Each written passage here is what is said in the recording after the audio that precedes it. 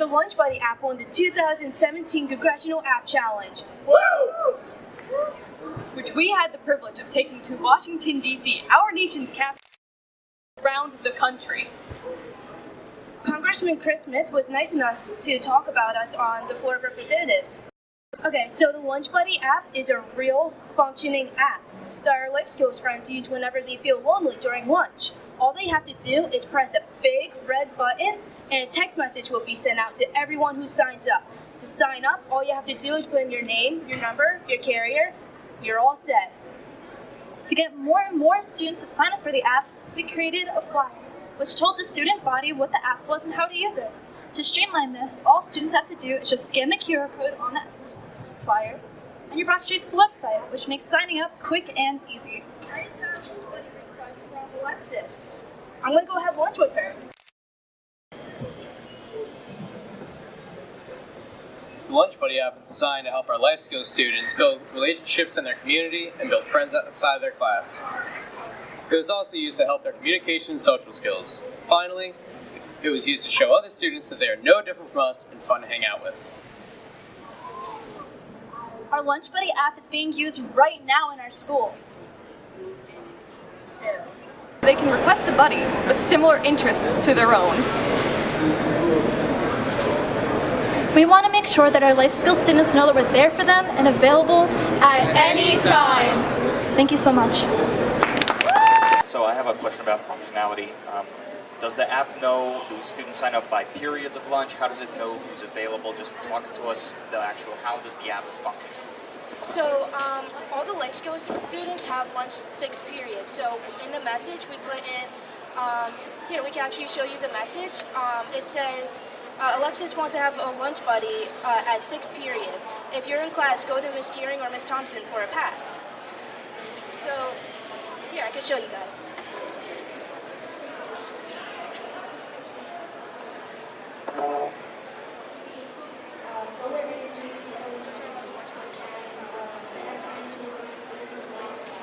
So in the interest of time, I'll ask a question. Did you consult with any of your teachers, or did you do any reading on some of the underlying disabilities or social aspects of the disabilities that would impact the reaction of your fellow students?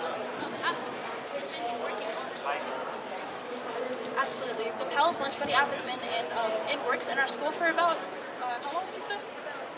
About a year, definitely. And I know I myself have actually gone to lunch with a lot of the special needs students. In terms of consulting, we've been talking to Miss G and all of their advisors on what, obviously, what is easiest for the student body, but especially what is the most accommodating to them. And so they have the best, like the most greatest time that they can.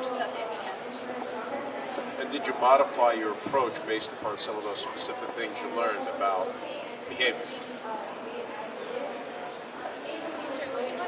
Did you modify your approach to how you build the app based upon what you learned about student behavior, student reactions, socialization, things like that?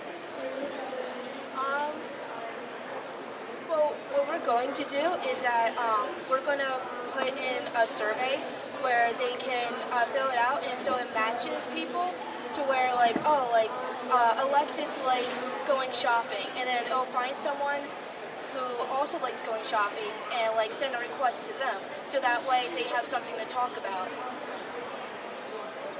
On top of that, do you have a screening procedure for candidates? Is there any kind of compliance that you're doing to weed out, some bad eggs from good ones in terms of who you're allowing to come be with special needs kids? And also, are you providing any kind of education to people that want to get into it because they, some people, I feel like, lack knowledge sometimes and are a little bit naive? So is there any kind of education that you're also offering to the people who are providing this service?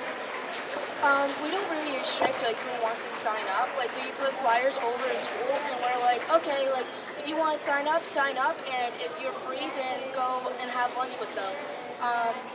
We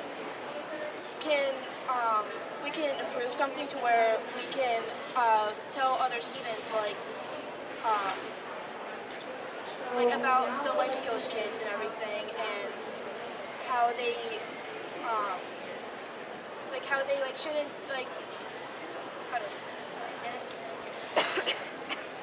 When the people put into their names into our app, we have their names, so like we are able to identify who they are, and it's pretty clear. Like you know, like some people who wouldn't, but I truly doubt that like anyone who would want to sign up, like that they would have malintentions, as well as like they could be as well supervised as well. Like we can easily we stop into A1 all the time to have lunch with them. Yeah, it's always a really pleasant time.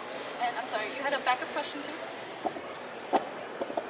I kind of forgot it, to be honest. Oh, that's totally fine. I'd like to know what you're thinking about in terms of your next step with this app. Let me focus you now, because this is wonderful what you're doing.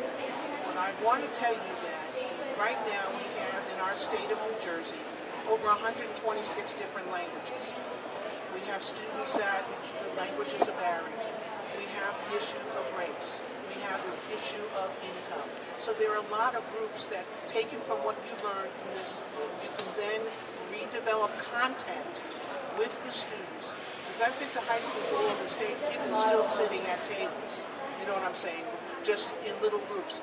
And I think you have a wonderful pathway of opening doors, training, getting people to understand. Every month of the year we have events, Black History Month, Hispanic History, Women's History, all these different things where your tool could be able to maybe bring together young people to have conversations in a positive way. Now I'm not saying without training, but you have the teachers to help you with the program and information. So I'd like you to think about building on the success that you've had and thinking of other pathways, because this is a wonderful way of bringing people together. And I just want you to think about it, and maybe some of the professional societies we can bring to work with you on content that is positive. You've brought up beautiful points. Thank you so much. Quick question on media arts and creativity and design.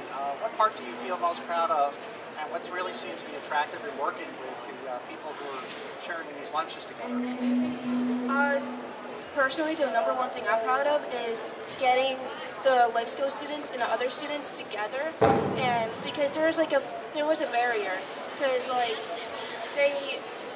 no one would really hang out with the life skills kids, but now we have something to break that barrier.